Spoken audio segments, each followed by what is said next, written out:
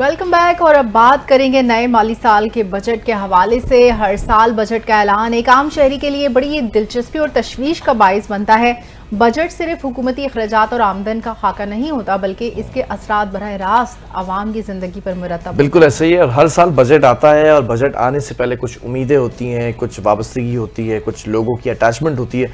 लेकिन होता कुछ यूँ है कि जब बजट आ जाता है तो पता ये चलता है कि आम आवाम के लिए बहुत ही कम, ऊँट के मुंह में जीरे के बराबर चीज़ें रखी गई हैं, जिससे वो फ़ायदा उठाते उठाते इतने सारे बोझ तले वो एक फ़ायदा उठाते हैं, तो वो फ़ायदा भी उनको फील नहीं हो रहा होता। फ़ायदा भी क्या होगा बिलाल, जब पेट्रोलियम मसनूआत की कीमतों में इजाफा होगा तो डेफिनेटली महंगाई बढ़ेगी। जब महंगाई बढ़ेगी तो आवाम के लिए मजीद वो जो बजट है ना, वो फ़ायदे के बजाय और नुकसान का ही बाइस होगा। तो ख़ासतौर पर जब हम बात कर लें पेट्रोलियम मसनूआत, बिजली, गैस और रोज़मर्रा इस्तेमाल की अशिया की कीमतों की, तो महंगाई की एक नई लहर आम इंसान के लिए चैलेंज बन जाती है। बिल्कुल ऐसा ही है। माली साल अगर 2025-26 की बात कर लें तो बजट में की गई पॉलिसी तब्दीलियां भी अवामी ज़िंदगी को मुतासिर कर चुकी हैं, जिसके असरात रोज़मर्रा की ज़िंदगी हो, चाहे ट्रांसपोर्ट हो, आपकी ट्रांसपोर्ट के किराए में इजाफा कर दिया जाता है, फिर आपकी तवानाई हो, इन तमाम चीज़ों पे वाज़े जो है वो फ़र्क नज़र आता है। जबकि बजट तो हर साल ही आता है, कोई ऐसा साल नहीं जिस दिन बजट ना आया हो। मगर इस बार बजट आम आदमी के लिए क्या लेकर आया है और मुल्क की जो मईशत है उसके लिए क्या खुशखबरियां हैं, उस टॉपिक के ऊपर आज जरा सा बात करने की कोशिश करेंगे। और हमारे बड़े प्यारे से पैनलिस्ट हैं, बड़े खूबसूरत से हमारे गेस्ट हैं, चेयरमैन हैं KASB के नासिर शाह बुखारी साहब। नासिर साहब अस्सलाम वालेकुम, वेरी गुड मॉर्निंग। अस्सलाम वालेकुम नासिर साहब। अस्सलाम वालेकुम नासिर साहब, आप हमें सुन सकते हैं? नासिर साहब को आई गेस आवाज़ नहीं जा रही है। अगर आवाज़ आ रही है तो ज़रा से टेक्निकल इशू को रिजॉल्व किया जाए। बहरहाल ये जो इशू है बजट का, बजट के अंदर बहुत सारी चीज़ें ऐसी थी जिसके अंदर जब बजट आया तो उस दिन हमने बजट ट्रांसमिशन की, वी वर जस्ट एक्सपेक्टिंग कि कुछ ना कुछ अच्छा होगा। कहीं ना कहीं टैक्स छूट इन्होंने दी है, लेकिन कहीं कहीं पर हमें बड़ी एक्सपेक्टेशंस थी कि वो बहुत एक बड़ा एक गैप होगा, एक मार्जिन जो है वो दिया जाएगा, लेकिन वो बहुत बड़ा गैप इन्होंने वहीं छोड़ दिया। बहरहाल नासिर साहब दोबारा ज्वाइन कर चुके हैं। नासिर साहब अस्सलाम वालेकुम, वेरी गुड मॉर्निंग। अस्सलाम वालेकुम नासिर साहब। Thank you very much. आपको आवाज आ रही है मेरी? जी बिल्कुल आ रही है। नासिर साहब बताइएगा इस बजट के खदोखाल के हवाले से और क्या खुशखबरियां ला रहा है ये आवाम के लिए। खुशखबरियां यू मीन आपको अंदाजा हो गया होगा मैंने तंजिया बोला है। जी मैंने आपका इंट्रो जो है वो अच्छी तरह से सुन लिया है। जी जी, आप लोगों ने जो है वो बजट को तो जो भी कुछ है अहवाल वो अपनी जगह पर है जी। लेकिन ये है कि असल बजट जो है वो एक डायरेक्शन मुतय्यन करता है कि इकोनॉमी जो है वो उसका डायरेक्शन किस तरफ होने को जा रहा है। आपको अंदाजा है कि पिछले 5-6 साल 8 साल जबकि आपके यहाँ कोविड आया था, आपने भी और दुनिया ने भी जो है इकोनॉमी में बहुत अप डाउन देखा है। लेकिन 37% इन्फ्लेशन रेट से जो हम इस मुल्क में देख चुके हैं, अब हमें ये अंदाजा हो रहा है कि हमारा इन्फ्लेशन जो है वो 5% से नीचे है इस वक्त। और डायरेक्शन की वजह इसलिए भी जरूरी है जानना कि अब हम जो है हमारे पास जो हमने डिमांड भी सप्रेस की हुई थी और हमने सप्लाई भी सप्रेस की हुई थी अपने मेजर्स के जरिए, ताकि हम जो है वो इकोनॉमी के अंदर जो इन्फ्लेशन का जोर था उसको जो है कम कर सकें। तो उस हद तक तो बहुत आसानी से वो अब तो नहीं, लेकिन लोगों ने तकलीफ उठाई और उस तकलीफ को बर्दाश्त करने के बाद कम से कम अब थोड़ा सा उनको जो है ये नजर आया कि हमारे यहाँ इन्फ्लेशन जो है उसमें बेहतरी आई है। लेकिन उसका नुकसान ये होता है कि आपके यहाँ जो डेवलपमेंट के तरफ रुझान होता है उसको भी रोकना पड़ता है। ठीक है। तो ये बजट जो है इसने एक डायरेक्शन सेट की है इस तरफ जाने के लिए कि हाँ अब हम डेवलपमेंट की तरफ जाना चाहते हैं। डेवलपमेंट का मतलब ये है कि जो इकोनॉमी के मुख्तलिफ सेक्टर्स हैं, मसलन आपके पास जो है इंडस्ट्री है, एग्रीकल्चर है, सर्विसेज हैं, उनको किस तरह से जो है बूस्ट किया जा सके कि अनएम्प्लॉयमेंट को जो है कम किया जा सके और एम्प्लॉयमेंट को बढ़ाया जा सके। तो जिससे लोगों के पास जो है वो इकोनॉमी में जराए पैदा हो सके, जिससे कि उनके लिए जो है वो एक आसानी पैदा हो सके। दूसरी बात ये कि सोशल इंडिकेटर्स को इम्प्रूव करने की जरूरत होती है। हर माशरा जो है उसके अंदर एक बुनियाद होती है कि आप सोसाइटी को किस तरीके से लेके चलें। इस बजट की दूसरी एक अहम कोशिश जो है वो ये है कि आपके सोशल इंडिकेटर्स को बेहतर करने के लिए, आपकी हेल्थ के लिए, एजुकेशन के लिए, कम्युनिकेशन के लिए जो है वो भी एक डायरेक्शन सेट की जाती है। ये बजट जो है इस बार से थोड़ा मुख्तलिफ है जो आप पिछले गुज़िश्ता वर्षों में देखते रहे हैं। जी जी, इस दफा जो है डिफेंस के अखराजात में भी जो है वो खातिर को इजाफा किया गया है, क्योंकि जिस हालात में हम मई में गुजरे हैं, उससे ये एक अंदाजा होता है कि हमें अपनी जो सलामती है उसको उसके लिए चौकस रहने की जरूरत है। और ये भी याद रहे कि पाकिस्तान में जो डिफेंस के अखराजात हैं वो पर कैपिटा बेसिस पर भी बहुत कम है, और उसके अलावा जो हमारे पास इलाके के अंदर जो अखराजात किए जाते हैं, मतलब हिंदुस्तान जो है वो $80 बिलियन से ज़्यादा जो है वो सिर्फ परचेजेस कर रहा है अपनी हर साल जो उसके डिफेंस इक्विपमेंट की जरूरत है। तो हमारी उसके मुकाबले में जो है $12 बिलियन $13 बिलियन की total size of defence budget है, जो कि यूनिट है जो कुछ स्पेंड किया जा रहा है इस खत्ते के अंदर। दूसरी बात जो कि एक अहम है वो ये, मैं नहीं कहूँगा कि जी फलानी चीज में ये मराद दे दी गई तो ये यहाँ से ये हो गया, नहीं, मैं आपको डायरेक्शन की तरफ जो है मुतवज्जा रखना चाहूँगा कि जब आप बजट में बात करें तो ये जरूर महसूस करें कि इकोनॉमी को जाना किस तरफ है। अगर आपने एक्सपोर्ट के सिलसिले में टारगेट दिया है कि आपको $60 बिलियन जो है वो एक्सपोर्ट की तरफ लेके जाना है, तो उसके लिए आपको कॉस्ट ऑफ इनपुट जो है वो कम करनी पड़ती है। और उसकी भी इंडिकेशन आपने देखा ही है कि आपके पास बिजली की नस में जो है वो गुज़िश्ता बरस कमी होना शुरू हुई है, और उससे जो इनपुट जो है कॉस्ट है वो भी कम होनी शुरू हुई है। तो अब उस एक्सपोर्ट का हदफ हासिल करने के सिलसिले में आपको जो भी एक पॉलिसी में सहूलत देने की जरूरत होगी वो उस तरफ की बजट आपको डायरेक्शन में लेके जाएगा। दूसरी तरफ हमें शुक्र करना चाहिए और अपने उन भाइयों का भी शुक्रिया अदा करना चाहिए जो मुझसे बाहर टिकट काटते हैं और पाकिस्तान में रेमिटेंसी भेजते हैं। ऑलमोस्ट अबाउट $38 बिलियन की इस साल जो है रेमिटेंस आई है, और ये एक बहुत बड़ी सहूलत इससे ये पैदा हुई कि आपके पास स्पेस क्रिएट हुई कि आप तकरीबन $7 बिलियन से अपना जो डेट है उसको आप रिड्यूस कर सकें। आपको अंदाजा है कि $9.5 बिलियन का हमारे पास गुज़िश्ता बरस जब हमने इस साल जुलाई में बैठे थे तो हमारे पास फॉरेन एक्सचेंज रिजर्व थे स्टेट बैंक ऑफ पाकिस्तान के पास। अब ये फॉरेन एक्सचेंज रिजर्व जो है ये बढ़ के $14.5 बिलियन हुए। और जो सबसे अहम बात है, आपके पास जो डेट है वो नहीं लिया गया ठीक है को बढ़ाने के लिए। ये वो जो रेमिटेंसेस की वजह से हमें स्पेस मिली है उससे ये जो है हमारे पास रिजर्व बढ़े हैं।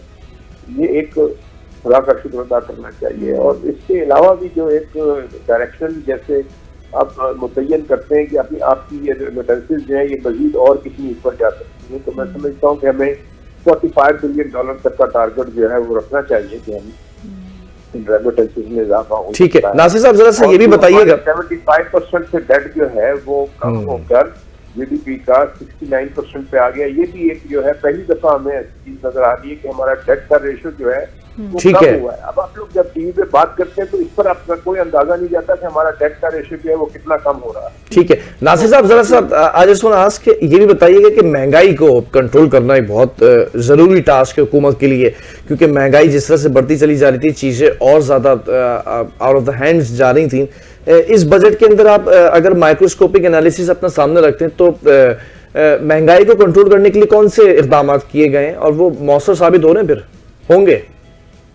देखिए इकोनॉमी में जो है आपको अगर आप सप्लाई साइड को बढ़ाते हैं तो आपके पास इकोनॉमी जो है उसके अंदर एक जो महंगाई है वो कम होनी शुरू होती है। जब आप डायरेक्शनली प्रोडक्शन बढ़ाएंगे तो प्रोडक्शन का नतीजा ये निकलेगा कि आपके पास जो है वो महंगाई कम होगी। अब आप 37% की महंगाई से अगर आप ये क्रेडिट ना दें गवर्नमेंट को आज कि 5% से नीचे आपकी महंगाई की शरह आ गई तो क्या ये मुनासिब होगा?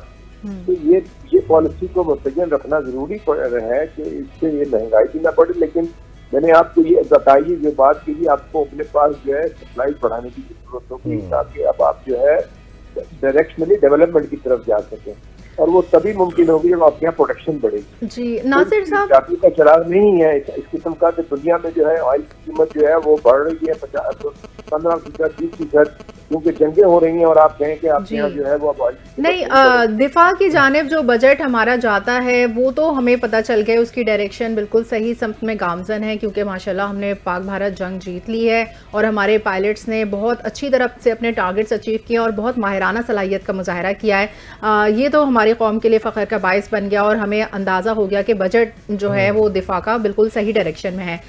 लेकिन डेवलपमेंट सेक्टर की अगर बात की जाए, जो कंस्ट्रक्शन सेक्टर है, उस पर हम कितना बजट अपना रख रहे हैं? क्योंकि आपने देखा जिस तरह से आए दिन जो खारा दर है, लियारी है, वहाँ पर इमारतें कितनी नाक़िस मटेरियल इस्तेमाल हो रहा है, किस तरह से वहाँ पर लोग इतनी मुश्किलों से रह रहे हैं। और अगर वो सारा जो है ना एक नई हाउसिंग स्कीम हुकूमत जो है वो बनाकर उनको दे दे तो वो डेफिनेटली वहाँ से मूव कर जाएंगे। लेकिन जब तक कि नई हाउसिंग स्कीम नहीं बन रही तो वो फिर तो वो इसी तरह से उनकी इमारतें मस्मार होती रहेंगी और वो मरते रहेंगे। तो ये कब तक कि आवाम इस तरह पिसती रहेगी? कब इनको एक नई हाउसिंग स्कीम का प्रोजेक्ट दिया जाएगा हुकूमत की जानिब से? इस तरफ बजट की क्या डायरेक्शन है?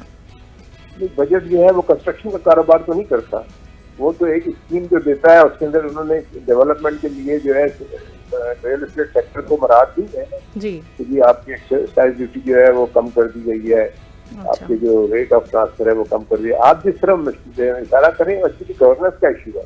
अगर माशरे में करप्शन हो जी, और जी, लोग जो है वहाँ पर जो इदारे हैं वो पैसे लेकर जो है वो उनको वहाँ से बंद कर लें और नोटिस देने के बाद जो है आराम से सो जाएं, क्योंकि बस हमने नोटिस दे दिया ताकि कल को कोई एतराज करे तो बता सके हम इसको। तो मतलब ये कि जो डेवलपमेंट सेक्टर है वहाँ उस डायरेक्शन में बजट सही जगह नहीं। हमारा बुनियादी प्रॉब्लम गवर्नेंस का है।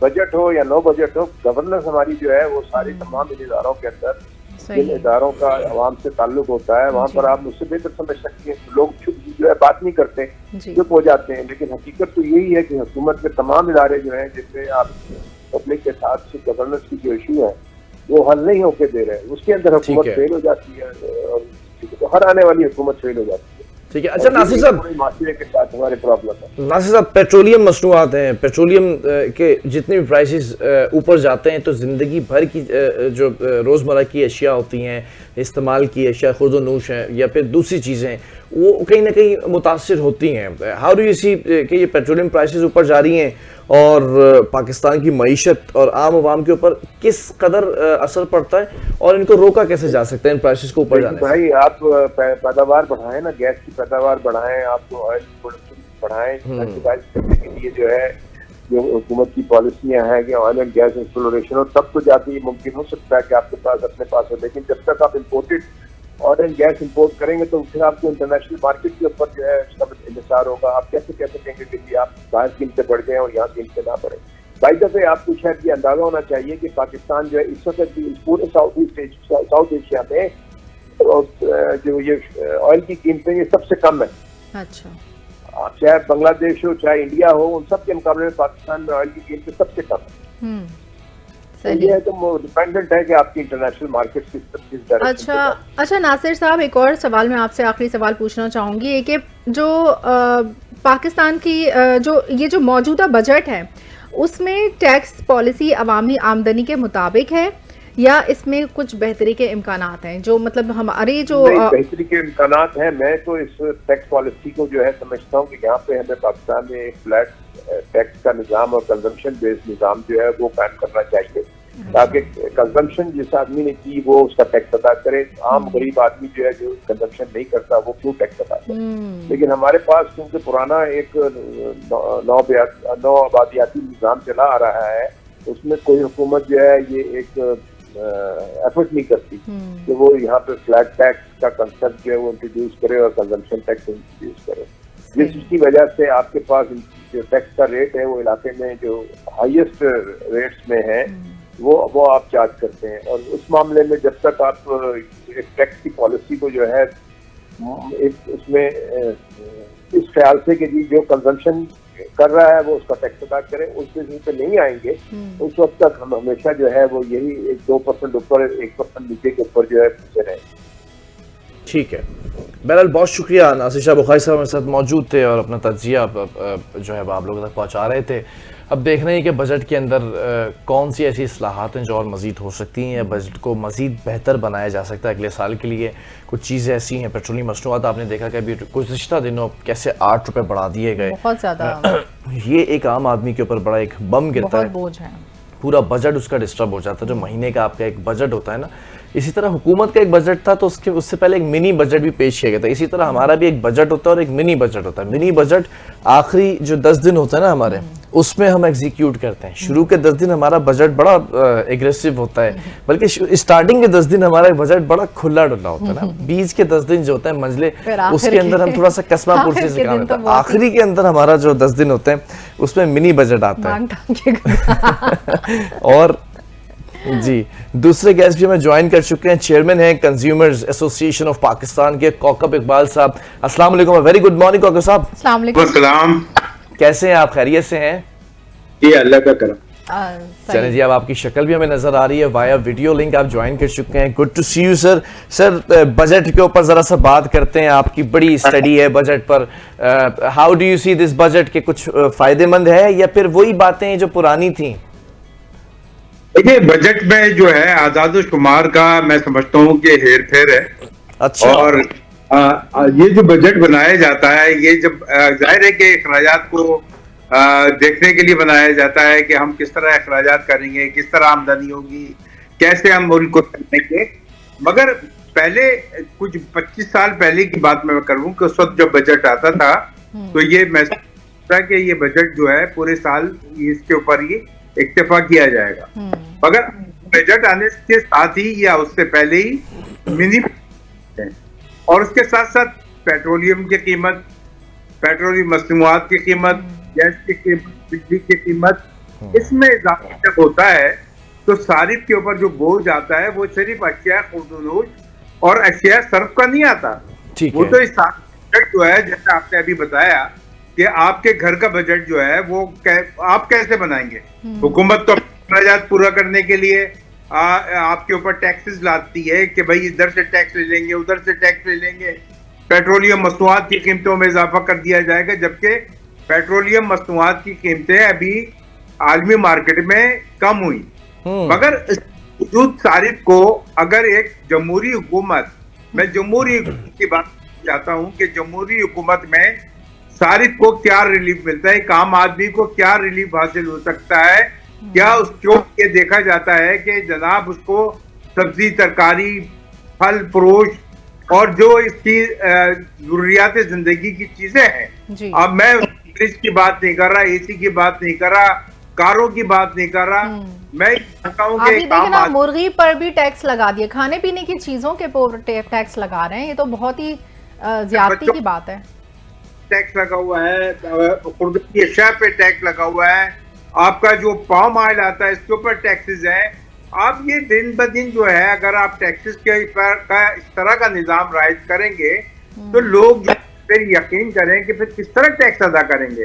उनके घर के अखराजात, एक आम आदमी की बात कर रहा हूँ, इंडस्ट्री के जो लोग हैं वो तो खैर एक देखें, यहाँ पे पाकिस्तान में जब से हम देख रहे हैं बचपन से आज तक कि, और अब तो ये जो हम ये कहते थे ना कि जो गरीब है गरीब से गरीब तर होता जा रहा है, और सफेद पोश का तो अब नाम ही नहीं है। सफेद पोश गरीबों में शामिल हो गया। सफेद का बेचारा वो, अब यहाँ पे आप ये देखिए कि दस्तरखान लोगों के सज रहे हैं।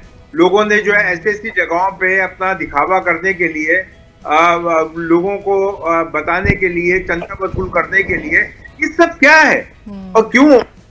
ठीक है, लोगों का पेट भर रहे हैं, मगर आप लोगों को जो है वो रोजगार मुहैया करें। फिर मैं ये कहता हूं कि बेनजीर इनकम सपोर्ट प्रोग्राम जो है वो आप क्या अपने वोटर्स को बढ़ाने के लिए कर रहे हैं? आप उनको रोजगार बनाएं, उसको इंडस्ट्री लगाएं, उनको एक तालीम याफ्ता बनाएं, उनको हुनर सिखाएं। आप पैसे बांटते रहेंगे तो वो तो आपके सर पे बैठे, उनको एक आदत पड़ जाएगी। बिल्कुल सही बात है। वजीफा मुकर्रर कर दिया, वजीफा मुकर्रर करता था कनीजों का, अपने जो खादमों का। तो इस तरह का काम ना करें, उसको जो है उसकी बड़ी अमाउंट है, एक इंडस्ट्री डेवलप हो सकती है, एक तालीम है लोगों को जो है। अच्छा कौकब साहब, एक सवाल है, आप कंज्यूमर्स जो है वो फर्म को पूरा लीड कर रहे हैं, अब सवाल ये है कि क़ुव्वत ख़रीद लोगों की ख़त्म होती चली जा रही है। पहले जिस तरह से परचेजिंग पावर हुआ करती थी हमारे घरों में, हम देखते थे कि फ़लाँ चीज़ भी आ रही है तो दूसरी चीज़ें भी आ रही हैं, अब बहुत ज़्यादा महदूद और महदूद तर होते चले जा रहे हैं। हुकूमत इस पर भी गौर कर रही है क्या कि परचेजिंग पावर ही कम हो गई है, लोगों की क़ुव्वत ख़रीद कम हो गई है, तो इसको मैनेज कैसे किया जा सकता है? इसको तो जितनी भी बड़ी कंपनीज है बड़ी होशियार हैं। अब पहले होता था कि आप जो चाय लेने जाते हैं सपोज का पैकेट 1 kg का होता था और उसमें आधा kg का भी हुआ, उसके बाद अब क्या आ गए, साशे आ गए। इसी तरह के साशे आ गए, शैम्पू के साशे आ गए, तमाम चीजों के साशे आ गए। का मतलब कि आपने जरूरत के मुताबिक आपने खरीदा, आज आपने कहा शैम्पू इस्तेमाल करूंगा तो आपने साशा लाया, शैम्पू इस्तेमाल किया, साशे को फेंक दिया। ठीक है, इस तरह जो बड़ी जो क्वांटिटी में लोग लेके जाते थे क़ुव्वत खरीद कम हुई है। मगर क़ुव्वत खरीद के साथ साथ आप ये देखिए कि जो अब ब्रांडेड मलबूसात है, खुसूसी तौर पर मैं ख्वातीन के मलबूसात की बात करता हूँ, ड्रेसेस की बात, हमारी वालदा के जमाने में 500 रुपए में एक लॉन का सूट आ जाता था और हम आपने मतलब बहुत ज्यादा हुआ, उसके बाद 1000 रुपए का हो गया। मगर इससे 35,000 नहीं 65,000 रुपए का मिल रहा है। तो ये आपके कौन से ब्रांडेड है, क्या जरूरत है ब्रांडेड पहनने की, क्या जरूरत है ब्रांडेड शर्टें पहनने की, क्या जरूरत है आपको ब्रांडेड की तरफ जाने की। और ये जो ये वो अमीर तबका है, बिल्कुल, ये तो अमीर तबके की बात आप कर रहे हैं ना, वो लोग अफोर्ड कर सकते हैं, उनके लिए ब्रांड्स बने हैं। लेकिन जो सैलरीड क्लास है उस पर आप क्या समझते हैं? जो अब मौजूदा बजट पॉलिसी है उसमें जो सैलरीड क्लास पर ये टैक्स लगाया गया है, क्या ये मुताबिकत रखता है उनकी आमदनी से? देखिए, एक कॉमन सेंस की बात है कि एक आदमी की महदूद आमदनी में, मैंने बात की कि वो तो हुकूमत तो अपने टैक्सेस लगा के अपने खराजात को पूरा कर लेती है। एक आम आदमी जिसके महदूद वसाइल हैं वो कैसे अपने खराजात को पूरा करे? क्या वो जो है वो 2-2, 4-4 नौकरियां करे? क्या उसके बच्चे भी जो है अभी वो जो नाबालिग हैं जो काम के लायक, क्या वो भी उसमें लग जाए? तो हुकूमत को चाहिए कि ये एक सिस्टम को ऐसा बनाए कि उनको जो है जैसे टैक्सेस लेने हैं तो टैक्सेस लेने हैं तो टैक्स तो मैं समझता हूँ पूरा पाकिस्तान दे रहा है। ठीक है, मोबाइल हर आदमी इस्तेमाल करता है, मोबाइल पे टैक्सेस जा रहे हैं और दूसरी खुर्दून जब खरीदता है तो उसके ऊपर भी टैक्सेस। तो एक ऐसा बजट बनाए ताकि एक आम आदमी को रिलीफ हासिल हो सके ना। आप इसे जो है वो ये एक आम आदमी है जाके पेट्रोलियम अच्छा कौकब साहब, एक आम आदमी की जो उजरत रखी गई है कम से कम, डू यू थिंक सो कि एक आदमी अगर किराए के घर में रहता है और उसके family member at least 4 family members हैं तो वो उनकी सारी ख्वाहिशात को पूरा करते हुए एक अच्छी ज़िंदगी गुजार सकता है? और अगर ये एक आम आदमी के लिए जो मिनिमम जो तनख्वाह रखी गई है वो आपको मिल भी रही है, इदारे दे रहे हैं, फैक्ट्रीज दे रही हैं, मालकान दे भी रहे हैं या नहीं? इसका पूछने वाला कोई नहीं है, हुकूमत की कोई। सही बात है। पूछ से फैक्ट्री मालकान से, इदारों से, मल्टीनेशनल कंपनियों से कि भाई आपने जो ये हुकूमत ने कम से कम तनख्वाह जो रखी है उसमें भी पूरा नहीं हो सकता। मैं कहता हूँ कि इस मुल्क के जो वजीर खजाना है वो एक घर का बजट जो है, गरीब आदमी के घर का बजट जो उन्होंने तनख्वाह मुकर्रर की है वो बजट चला के बता दें। मैं उनको कहता हूँ कि तायात भी रहे और तायात वो हमारे सर पर वजीर खजाना भी रहे। तो मैं ये बात ये सोचने की, हमारे जो है अभी आपने देखा कि स्पीकर की और सेनेट के चेयरमैन की तनख्वाहों में बेपनाह इजाफा कर दिया गया। ये आपके, क्योंकि आप, मैं समझता हूँ कि देखिए खिदमत के जज्बे से इलेक्शन लड़ते हैं और हुकूमत करने के लिए इसलिए आते हैं कि हम आवाम की खिदमत करेंगे। तो आवाम की खिदमत तो कहीं नजर नहीं आती। ऐसा लगता है कि मराहत के लिए आते हैं, ताहयात मराहत लेने के लिए आते हैं। प्राइम मिनिस्टर अगर प्राइम मिनिस्टरशिप से हट जाता है तो उसको ताहयात मराहत मिलेंगी, चेयरमैन सेनेट को जो है ताहयात मराहत मिलेंगी, स्पीकर असेंबली को ताहयात मराहत मिलेंगी। तो भाई आप जज्बा लेके वोट लेके थोड़ी आए। जब जाहिर है एक स्पीकर, आपने जिक्र किया भी स्पीकर और डिप्टी स्पीकर की तनख्वाहों में कितना इजाफा कर दिया है। मतलब आप देखें कि आवाम के लिए क्या है और स्पीकर्स और इनकी मराद देखें। अच्छा, आप ये क्या समझते हैं महंगाई की इस बढ़ती हुई लहर को रोकने के लिए जो सबसे मौसर हुकूमती पॉलिसी है वो कौन सी हो सकती है? Good one. सबसे पहले तो ये कि जो पेट्रोलियम मसनूआत की कीमतें बढ़ाई जा रही हैं उसको कम किया जाए, उसको इत्तेदाल पे लाया जाए। इसी के साथ साथ जो बिजली की कीमतों में जो बेपना इजाफा, अभी तो एक उन्होंने वो कहा है कि जनाब रीडिंग आप खुद करें सर। उसके साथ साथ जो सबसे बड़ा हमारा जो मुतालबा था कि आप जो टैक्स ले रहे थे, यानी टीवी का टैक्स यानी पीटीवी का टैक्स, वो बिजली के बिलों में डाल के ले रहे थे, वो अब खत्म किया गया है।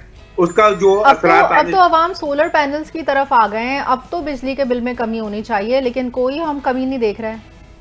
देखिए सोलर पैनल जो है, मैं समझता हूँ कि अल्टरनेट जो एनर्जी है, ये हम कोई 25 साल से मैं जब से काम कर रहा हूँ, जब से मैं कहता था कि मुताबिक जो है वो एनर्जी की तरफ हमें जाना पड़ेगा।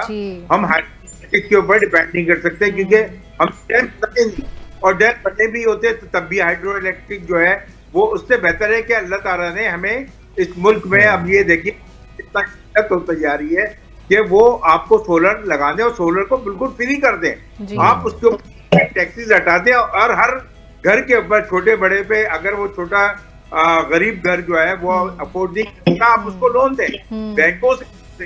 ये पूरी दुनिया में होता है कि मैं समझता हूँ कि अगर ये कर दिया जाए तो इनके बिजली का जो सिस्टम है वो दूसरे ममालिक को एक्सपोर्ट भी कर सकते हैं। सही बात है। जरूरियात जो है, अब लोड शेडिंग अभी भी 8-8 घंटे की 10-10 घंटे की लोड शेडिंग, गर्मी आदमी जो है वो काम करके आता है घर में पहुंच, जो है बिजली मैसर नहीं है, जबकि बिल पूरा देता है। तो इसी तरह पानी नहीं है, पानी में कराची में शॉर्टेज हो रही है कि आप ये देखिए कि पानी जा कहाँ रहा है। हम तो पानी भी खरीद के इस्तेमाल कर रहे हैं ना। ये सब जो बेसिक हमारी चीजें हैं, जब वो ही हमें खरीद के लेनी पड़ रही है और उसके बाद फिर बजट की सूरत में टैक्स हम पर नाफिज हो रहा है, तो ये तो एक बहुत ज्यादा हमारे मतलब नुकसान है। तहज़ीब याफ्ता जो ममालिक हैं वहाँ पे जाके मैं अमेरिका की बात करता चलूं और की बात करता चलूं, दुबई में जो टैक्स फ्री कर दिया उन्होंने, आपकी किसी तनख्वाह पे टैक्स नहीं है, आपकी किसी इनकम पे टैक्स नहीं है, तो लोग वहाँ पे जा रहे हैं, पूरी दुनिया के लोग जो है वहाँ पे आ रहे हैं और उसकी जो प्रॉपर्टी है वो बढ़ती जा रही है। तो आप, उन्होंने भी तो निजाम राइज किया, उनके पास पैसा आ रहा है, टूरिज्म आ रही है, तो आप उससे कमा रहे हैं। मगर दूसरी तरफ आप ये देखिए जो टैक्स देते हैं उनको पे वो चीजें मुहैया करती है। आप अमेरिका चले जाएं, आपको एक गड्ढा किसी रोड पे नहीं मिलेगा। आप इसी ये बड़ा वैलिड पॉइंट है। मैं जरा इस पर भी आऊंगा। टैक्स कलेक्शन के ऊपर हम देखते हैं कि एफबीआर का एक टारगेट होता है, वो टारगेट पूरा करना है, वो अहदाफ पूरे करने हैं, वो हर साल अहदाफ पूरे करने की बातें तो की जाती हैं, लेकिन बहुत सारे लोगों को ये टैक्स नेट में लाने की बातें करते थे, टैक्स नेट में लेकर आएंगे, टैक्स नेट में क्यों नहीं ला सके? देखिए, मैंने एक सजेशन ये दी थी और पीओएस के लिए भी मैंने कहा था कि देखें हमारा जो ये टैक्स है ये क्या करते हैं दुकानदार या जितनी मल्टीनेशनल कंपनीज है, इसको 90 डेज में भी करती है। तो मैंने कहा उसी दिन जब टैक्स हमारा कंज्यूमर दे देता है तो उसी दिन जो है एफबीआर के खाते में जाना चाहिए। तो फिर ये टैक्स निज़ाम राइज किया गया। इसी तरह मैंने कहा कि आप जो है जितनी दुकानें पूरे पाकिस्तान की, ताजिर हजरात जरूर मुझसे नाराज होंगे, मगर मैं कहता हूँ देखें हर आदमी को टैक्स नेट में आना चाहिए। इस तरह आना चाहिए कि उसकी दुकान के ऊपर उसका एड्रेस भी हो, टैक्स नंबर भी हो, ताकि जो है, और फिर एक सिस्टम बना दें। ऐसा नहीं हो कि जो मैं पहले कहता रहा हूँ कि टैक्स के निज़ाम को सहल कर दें कि हर आदमी का एक वो कर दे कि भाई आपने 800 देने हैं, एक दुकानदार ने अगर 10,000 देने हैं साल के, तो वो 10,000 दे के उसकी दुकान का एक रकबा ले लें, उसकी आमदनी चेक कर लें कि ये 10,000 के लायक है या 20,000 दे दें। तो एक सिस्टम को डेवलप करेंगे तभी जाके होगा। मगर निज़ाम को अगर पेचीदा बनाएंगे, आप चाहे टैक्स रिटर्न फाइल करो, तुमने टैक्स रिटर्न फाइल नहीं किया हम तुम्हें जेल के अंदर कर देंगे, भाई ऐसा नहीं होगा। आप लोगों को सहूलत दें टैक्स निज़ाम को, और ये जो टैक्स कल्चर है ना, जो आपने टैक्स रिटर्न वाला सिस्टम जो रखा हुआ है, इसको खत्म कर दें और लोगों को एंट्री कहें कि आपके ऊपर ये टैक्स वाजिब होता है, आप इतना अदा करें, जो आपकी दुकान है, जो आपका कारोबार है, जो आप दे सकते हैं वो दें। तो आप ये आज 10 लोग हैं, कल 100 लोग आपके साथ खड़े होंगे। तो टैक्स इंफ्रास्ट्रक्चर को बेहतर बनाने के लिए कंज्यूमर ऑफ पाकिस्तान वॉलंटरी काम कर सकती है और आपको मुख्तलिफ मशवरे दे सकती है। ताजिब राजी नहीं देगी, ताजिब राजी तो मुफाद इसमें वो है कि वो टैक्स की बचत करते हैं। हाँ। अब आप ये कि वो जो मुख्तलिफ जो टैक्स है वो पहले वो 90 डेज इस्तेमाल करते रहे, उससे टैक्स लेते रहे, हमारे कंज्यूमर से टैक्स वसूल करते रहे और उसको जो है वो यानी 90 डेज में भी पूरे टैक्स अदा नहीं करते थे। अब जो एक निजाम को पियोस के तहत जो है वो कर दिया गया और अल्हम्दुलिल्लाह ये एक सिस्टम को हमने जोड़ दिया है। तो इस तरह जो है वो आगे इंशाल्लाह वो चलेगा निजाम। बिल्कुल। ये मैं पूछना चाहती हूँ कि जो हम सैलरी क्लास पर टैक्स लगाने की कोशिश कर रहे हैं उनको किसी ना किसी तरह से काबू करने की कोशिश करें, कभी जो उनके सिम पर ब्लॉक कर देंगे, कभी ये कर देंगे वो कर देंगे, इसकी जगह अगर हम जो जॉइंट्स हैं, जो स्टेक होल्डर्स हैं, उनको टैक्स नेट में लाने के लिए करना चाहिए जो कार्रवाई, वो हम सैलरी क्लास, सैलरी तबके को और ज़्यादा गवर्नमेंट अपने आप से मुतनफ़िर कर रही है टैक्स इम्पोज करके। देखिए सैलरी पर्सन तो वैसे ही बेचारा अपने घरेलू अखराजात में परेशान है और वो उसको टैक्स, ये सबसे ज्यादा सैलरी पर्सन है जो इस हुकूमत को टैक्स अदा करते हैं क्योंकि उनकी सैलरी से टैक्स मिना कर लिया जाता है, उनको काट है, कटौती हो जाती है। बिल्कुल, वो तो अपनी सैलरी से टैक्स कटवा रही है ना। अब उसके ऊपर मजीद जुर्म करना, मजीद उसके ऊपर टैक्स डालना, क्योंकि एक टैक्स तबका दे रहा है, एक तबका टैक्स ही नहीं दे रहा। अजय आपने देखा ये कहा गया कि नॉन फाइलर्स और फाइलर्स का सिस्टम हम राइज करेंगे और नॉन फाइलर्स जो है वो तो वो अगर कोई वो करेगा, कोई खरीदारी करेगा तो एक्स्ट्रा टैक्स, अब बल्कि नॉन फाइलर्स को खत्म। ठीक है कागज साहब, आखिर में ये भी बताइएगा अशराफिया पे जरा कमेंट कीजिएगा। बड़े बड़े मिल मालकान हैं, शुगर मिल्स चल रही हैं, फिर दूसरे अशराफिया हैं, एक्सपोर्टर्स हैं, इंपोर्टर्स हैं, इनके लिए कुछ एक्स्ट्रा टैक्स होना चाहिए, कोई इनसे कुछ लेना चाहिए, कुछ हासिल वसूल हो सकता है, कुछ बेहतरी आ सकती है इस जावी से अगर देखा जाए। देखिए मैं आपको बताऊं कि पहले तो पूरे मुल्क से नॉन फाइलर्स का निजाम जो है वो खत्म कर दिया जाए। नॉन फाइलर्स क्या मतलब, नॉन फाइलर्स मिसाल कि वहां कोई भी नॉन फाइलर्स हो ही नहीं सकता।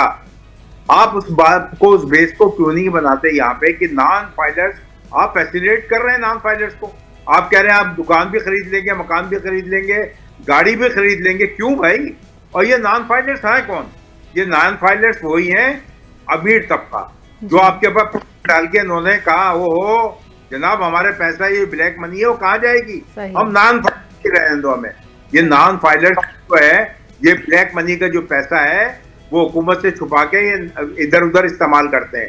ये किसी के भी खातों में जो है, अभी मैं देख रहा था सोशल मीडिया पे कि जनाब एक किसी जजमेंट आई है कि वो हुकूमत के, वो उसके बैंक के खाते में उसके पैसे पड़े हुए थे, उसके ऊपर एफबीआर ने कोई टैक्स लगा दिया, तो उन्होंने कहा कि इस तरह आप नहीं कर सकते कि उसके अकाउंट में कितना पैसा आया और कितना पैसा गया। ये नहीं होता है, इसका टैक्स निजाम उसका बैंक के अकाउंट से नहीं मुंसलिक करना चाहिए, उसको ये देखना चाहिए। ठीक है वो अपना कारोबार कर रहा है, मगर उसकी आमदनी क्या हुई, उसकी आमदनी जो है उसके ऊपर वो खुद चाहे। और मैं समझता हूँ कि वॉलंटरी निजाम, यानी आप निजाम को जो मैं बार बार सहल करने की बात करता हूँ कि जनाब अगर फिक्स टैक्स निजाम को जो मैंने कहा और कुछ अरसे वो चला भी, मगर हमारे ताजिर, हमारे जो दुकानदार, हमारे जो ये मुनाफाखोर ताजिर, इनको जो है वो नहीं अच्छी लगी और उन्होंने कहा ये निजाम सही नहीं है।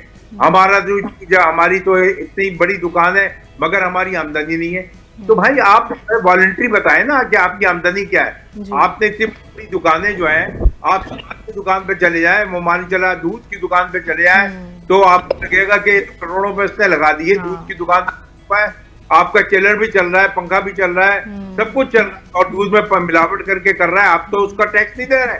आप तो ब्लैक मनी से जो है दुकानें भी खरीद रहे हैं, उस ब्लैक मनी से। तो ये टैक्स निजाम में मैं हुकूमत को मशवरा देना चाहता हूँ कि जिस तरह आप ये चाह रहे थे, आपकी सोच अच्छी थी कि नॉन फाइलर्स को निजाम खत्म कर दें, तो आपको 1% जो है वो टैक्स आएगा और टैक्स का रेवेन्यू जो आप टारगेट करेंगे उससे कहीं ज्यादा वो टैक्स हासिल कर सकते हैं। बनिस्बत ये कि आप जैसे इंडिया में मैं आपको बताऊं कि हर दुकान में आप चले जाएं, उसकी दुकान के एड्रेस और यानी उसका लिखा हुआ है कि सपोज लियाकताबाद मिडिल एरिया या वाटर पंप या नार्थाबाद या कहीं गुलशन इकबाल या वो उस दुकान जहाँ पे होगी उसका पूरा मुकम्मल एड्रेस और उसके साथ एनटीएल नंबर, ताकि कोई टैक्स अफसर साहब आप ये बात कर रहे हैं हुकूमत क्या फैसिलिटेट करेगी? हुकूमत और ट्रांसपोर्ट के ज़ाहिर जैसे ही पेट्रोलियम मसनूआत में इजाफा होता है, ट्रांसपोर्ट के किरायों में भी इजाफा हो जाता है, तो वो तबका जो चिंची रिक्शों में जा रहा था, वो बहुत बड़ी तादाद है उन लोगों की कि जो रिक्शों और कैब्स का किराया अफोर्ड नहीं कर सकते, तो वो चिंची रिक्शे ही ख़त्म कर दिए ताकि उन और ट्रांसपोर्ट में मतलब बजाय इसके कि फैसिलिटेट करे हुकूमत, और ज़्यादा वो तंगी हो गई मुसाफिरों को। देखिए बात यह है कि मैं एक बात आपको बताता चलूं कि हुकूमत को सबसे पहले तो पब्लिक ट्रांसपोर्ट पे तवज्जो देनी चाहिए, बहुत ज्यादा बड़ी तादाद में बसें चलानी चाहिए ताकि ये शहर कराची से ये चिंची निज़ाम जो ये उसके लिए तो मेरे ख्याल में काम हो रहा है। बताता चलूं कि ये ऐसे मैं ठीक है रोजगार उनसे लगा हुआ है लोगों का, लोगों को फायदा भी हासिल होता है, वे चिंची में बैठे हैं, मगर इस चिंची निज़ाम ने ये आधा जितने भी मतलब मैं आपको चैलेंज करता हूँ कि 80% लोग जो है बगैर ड्राइविंग लाइसेंस के, ये मौजूद दुनिया में नहीं होता कि आप जो है वो क्लीनर थे, हादसा क्यों हो रहे हैं? तो लेकिन जो हुआ है कि वो डंपर पे बैठ जाता करीब जो है असल ये कि जो बसेस जो इन्होंने लॉन्च करनी है वो चलें तो फिर ये चिंची रिक्शे भी खत्म हो, फिर मतलब जब आवाम को कोई सहूलत दें आप, तब जाके आप एक्सपेक्ट कर सकते हैं ना उनसे कोई चीज छीनने के लिए। साहब जो है वजीर ट्रांसपोर्ट वो काफी तवज्जो दे रहे हैं, ख्वातीन के लिए अलग बसें उन्होंने की है, चले और अगर तवज्जो दे कम अज कम भी मैं समझता हूँ कि 1000 बसें इस कराची में कम से कम भी 1000 बस होनी चाहिए। बहरहाल कौकब इकबाल साहब बहुत शुक्रिया आपके कीमती वक्त का, आपके एनालिसिस का, और वक्त जो है वो ख़त्म हो चुका है इस प्रोग्राम का, और बजट के लिए हवाले से जितनी बातें की जा सकती थी वो की हैं। अब देखना ये है कि इस बजट के अंदर जो फ़ायदे देने की कोशिश की गई है अगर वो आवाम तक मुंतकिल होते हैं तो ठीक है, अदरवाइज फिर इस बजट के आने का कोई फ़ायदा नहीं होगा। बिल्कुल। बहरहाल प्रोग्राम का वक्त ख़त्म हो चुका है। मुझे, मेरी को होस्ट और मेरी पूरी टीम को दीजिए इजाज़त। अल्लाह।